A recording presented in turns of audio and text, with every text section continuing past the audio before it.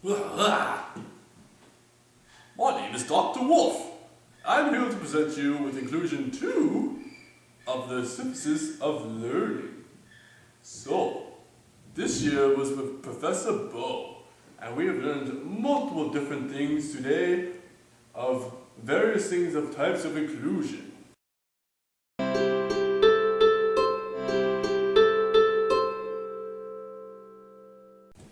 I'll have some other lovely friends like Turtle.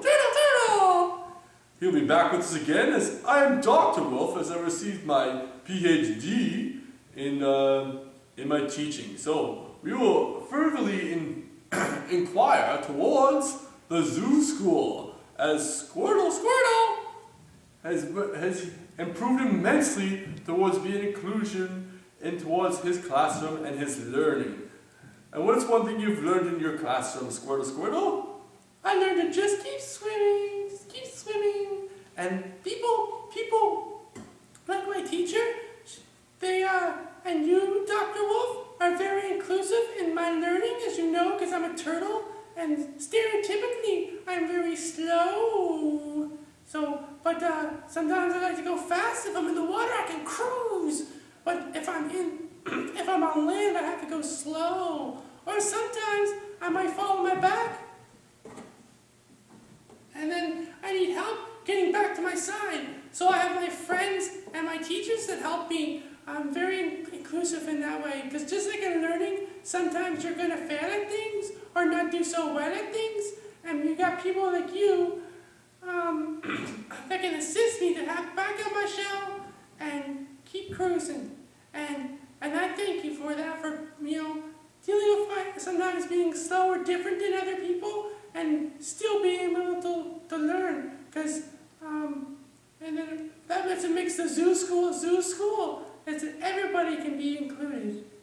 Oh, that's wonderful, Squirtle. That's very heartwarming, and I appreciate that very much because that is one of our values at Zoo School. Is as in inclusion 1, as we learned, where we're talking about the typical achievement and the parallel and separate understandings towards eugenics, normalizations, and the factory model, and the various different education systems.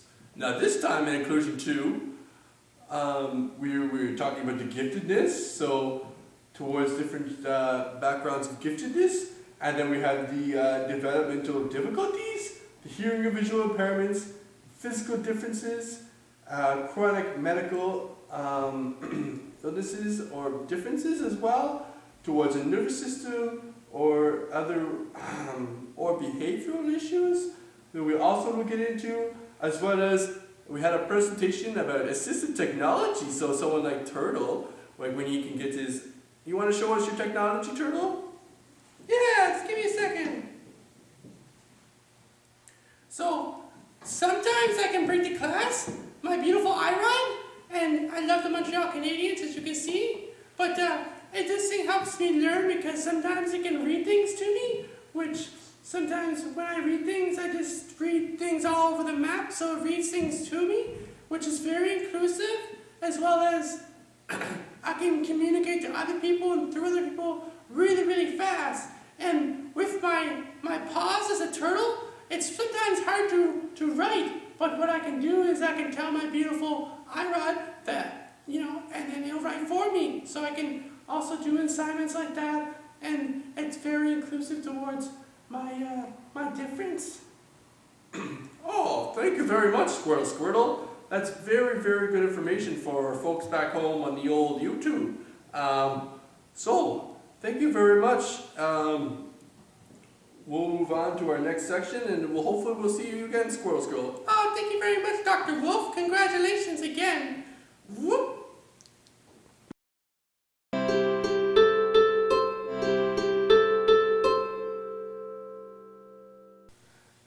So, moving on, again, it's Dr. Wolf here, and that was our overview of what we've discussed in Inclusion 2 this year, as multiple groups had various different excellent presentations for us to learn about various things. But in each presentation, in each class, we were designed to do quick write. So what I decided to kind of look forward to was to discuss kind of what stood out for me.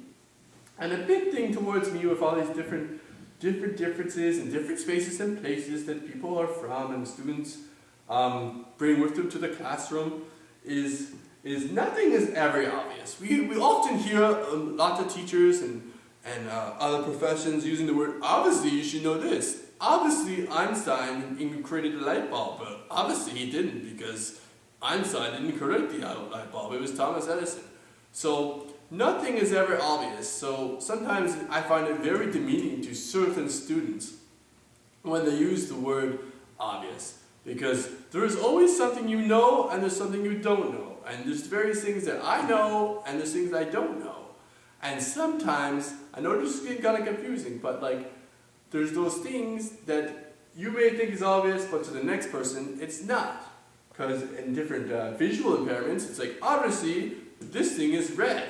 But to someone that maybe have a visual impairment, this may be purple, or what have you, or orange, and have different things of saying what a color is or what it may appear to them.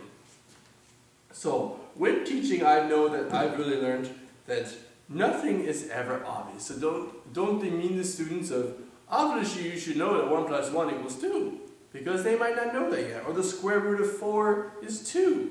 So those things are things that have to be learned and developed over time.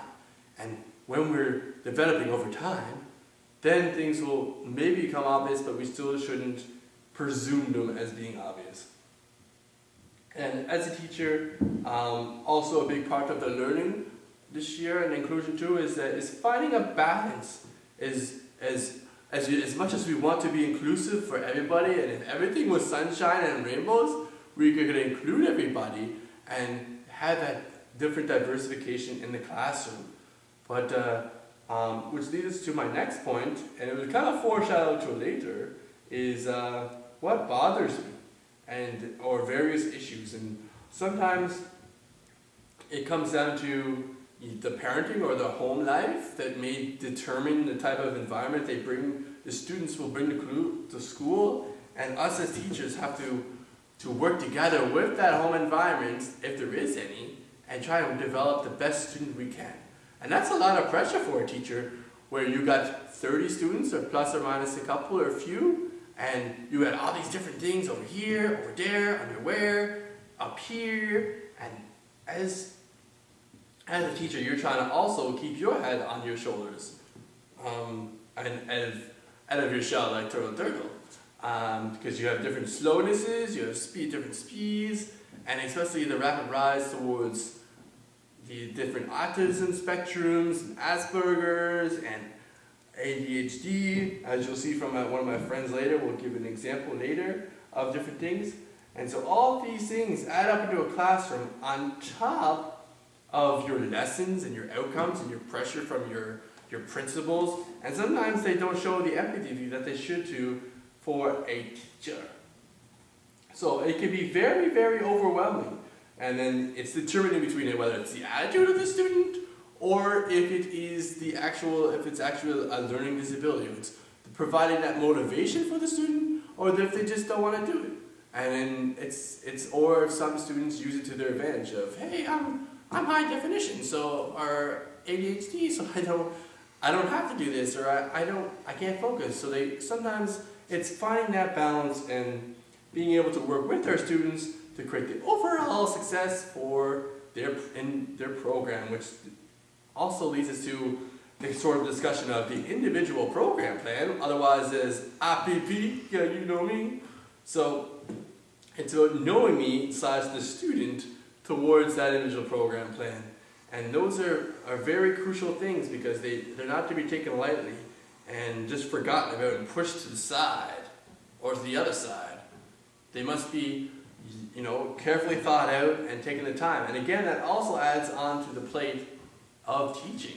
And so we also have the balance of school life with doing all these, trying to be perfect and create these perfect lessons and have them for the students, as well as their personal lives. So when we got little baby wolves running around as well at home, and you got the baby wolves practicing basketball, ka-ching, ka-ching, and then you got the coaching, and you add all these different things in the factor, it creates one big whirlwind of effect of overwhelming balancing. So it also affects your emotional behavior as well as your students, sometimes you might be shorter fused and have less patience. But remember, we got to remain patient and understand and have empathy towards the students.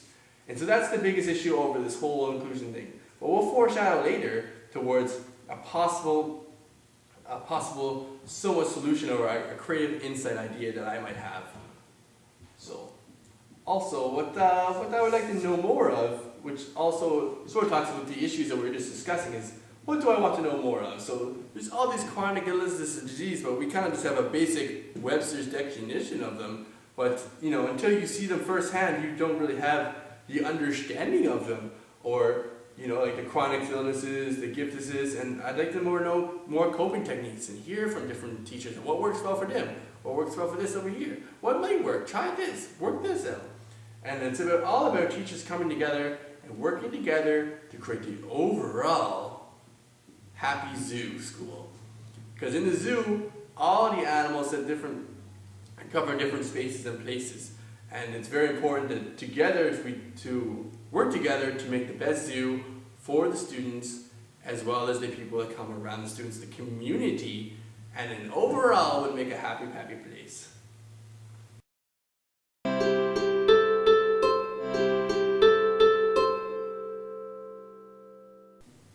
Hello everybody again, I'm Dr. Wolf, and we're moving on to the next section, which is the experience that is similar.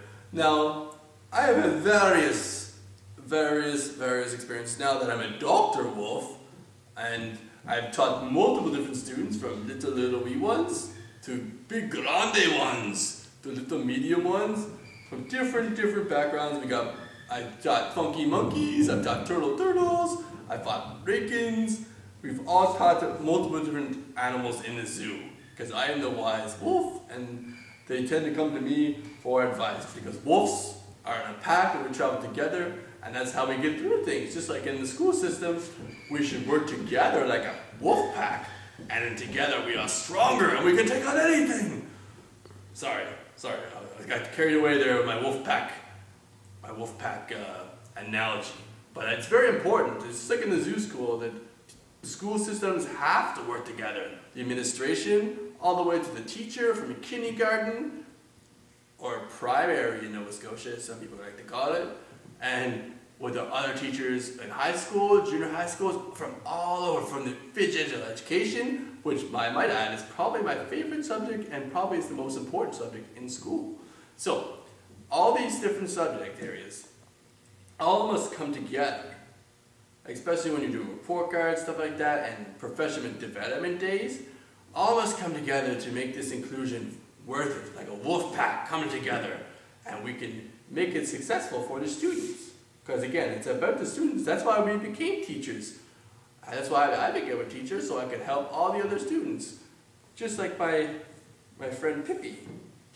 Hey, Pippi! Hey, what's up? Ooh, Dr. Wolf, what's up? How's it going, man? Woo! I'm my name's Pippi. Peekaboo! You're in. Ha ha ha. Woo! Oh, my tail. Where's my tail at? Woo! Can you see it? Where's my tail? Woo! Oh, hello there, Pippi. How's it going? All right, how's it going, my main man, Pippi? How's it going? Hey, Dr. Wolf. How's it going? Peekaboo! Oh, so just like my friend Pippi, who, you know, may have a difference, but me and Pippi have worked a long time. I've probably seen him since he was in grade 1, I think it was. Wasn't it? Yeah. I remember I went to camp one year and you're my counselor, and... Yes, Pippi. I was also a counselor, and at that counseling, that beautiful children's camp, there's multiple different working environments. You got children with different differences such as ADHD, ADHD, you got OCD, and you got different backgrounds of spectrum of possible autism and different things and various different medications and stuff. So, you know, this is a very serious thing, and what I found worked really well was in the camp environment, it was a smaller type structure. So Pippi and his friends, there's probably maybe, you know, it ranged from 6 to 8 in their cabin. And what worked really well was that as a counselor, it was almost a 1-to-4 ratio. So in the perfect world of teaching, you can almost sometimes be inclusive in the classroom as well as have their separate, maybe their separate classroom where they learn certain things, and they go to another classroom, and then they can also learn other things together with a group. So perhaps in these small little base groups, they can be more individualized and more assisted towards to meeting their needs, because there's less of the ratio. And that's the biggest part probably in the whole teacher realm, is the financial way of, here's one teacher, here's 30 students, and then you have to teach and meet all their inclusive in this whole big spectrum of various different differences from different spaces and places. And as a teacher, that's referring back to the bothering part, is trying to balance all that out with your own life. Now, perhaps if we had these smaller groups, and you could kind of go around to each one and try and assist them as much as possible, I think, as Dr. Wolf, I think that might be the best thing. Now, some really powerful wolf pack things that I've seen as classes working together, just like a wolf pack, is I think these students must be exposed to like students just like Pippi and Turtle, so then they can also be aware of the things around them rather than being oblivious. So, while working with Pippi and Turtle throughout the school years, is that by giving them the exposure, they're able to assist each other and other students around them that may not have differences or so-called differences, as we all learn differently anyways, is they can come together. I've seen in multiple different things, whether it's been gymnastics or dances or health plans and stuff like that, where they've they help the other person around, because they're an animal just like them, so they help each other along and they move through things together, and together that's a magical learning experience that is very rewarding, isn't it, Pippi? Yeah, very rewarding. Like me and my friend Turtle, sometimes like he's slow and I'm really fast and can't really pay attention that often, but together we can, kind of find a happy medium, and he teaches me things and I teach him things, and it's very rewarding and it makes me feel part of the classroom, especially like in phys ed, like when they try to include me in like the tag games and, help me learning. When it's not only the teacher that's helping me learn, but the students around me helping me, carry me around from like when I was a little monkey, and now big monkey, And then, because they help me through things and make me inclusive. So not only does the teacher have to be inclusive, but the students must be aware of the whole idea of being inclusive and not just judging me, saying, I don't want to work with the monkey, the funky monkey. He's a funky monkey. I don't want to work with him. But when they come up open arms, like Dr. Wolf has tried to demonstrate, then we can be in happy harmony and we can all learn together, which is amazing. And then there's no monkeying around. Right, Dr. Wolf? Oh, exactly. Pippi, thank you very much. That's very helpful. Here, let me give you a hug. So, again, just like being inclusive as a teacher, we also have to preach to our students that they have to be inclusive. And then we'll stick together, just like the wolf pack. Oh, that was a different type of howl, wasn't it? So, that's also leading towards our future insights. Thank you very much, Pippi. Yeah, woo, woo. So, also, excuse me there, I had a little, probably need some water here soon. But the future insights was, keeping the engagement of the students. And I really think, just like what Pippi was over here talking about, was keeping the engagement by including the students in the inclusion package. So as a class, we as a teacher, again, find that balance of you being inclusive as well as preaching to the students, because then they'll all buy into it and everything hopefully will be a more promising thing for all your students and encouraging inclusion idea. So also this is including towards your seating plans, so developing new different creative ideas for seating plans and creating new discovery ideas, as well as balancing out the different issues and different gifts and developmental cycles and different impairments. So being aware of these students and ahead of time towards different visual impairments. Like I myself have these beautiful safety glasses so I don't hurt my beautiful wolf eyes. As well as sometimes it might be hearing. So if I didn't have these beautiful wolf ears up here, as you can see, some, not all students, like my friend Turtle, he doesn't really have the hearing capability, or the snakes in the school don't have that. So we have to be very, very welcoming towards the various different animals that are in our zoo school. Just like you have to do in your beautiful classroom towards your different students. As well as you must know, this is the zoo school, and we have different behaviorals of all different animals. And sometimes, even the best of animals, may get out of line sometimes, and they just need a bit of direction. And us as teachers, especially like a wolf, we might get angry sometimes really, really easily, but we have to be patient sometimes and not react. And then be inclusive towards the different things, because there may be stuff at home and stuff like that that we have to try and work together with the students to create this big, again, happy zoo school and be inclusive. So, again, it's about providing the happiness and satisfaction of our students. That is my prescription, as I am now Dr. Wolf, and towards our conclusion in all this thing, again, we all come from different spaces and places, and it's about finding the balances, the resources, and dealing with the various challenges as we go through this school's journey at the zoo. Whether they're little monkeys, or they're grow up to be big mother monkeys, or the big wolf, or eventually, hopefully, some of these beautiful animals in the zoo school become a doctor, and they can take over my job, and then I can just go golfing in the summer. Wouldn't that be great, wouldn't it? So, I would just like to, again, conclude towards this inclusion to synthesis, and it was my pleasure, and I'd like to thank Mr. Brosov Bliska on the camera, which was very wonderful. Alright, I believe that has been it for the show today. Hopefully you've learned things. This is how I've learned things, unpacking this whole inclusion thing. And remember, everyone must be a part of the wolf pack for the wolf pack to be strong and mighty. Push-ups. Alright, this has been Dr. Wolf, and we out. We gone. Oh!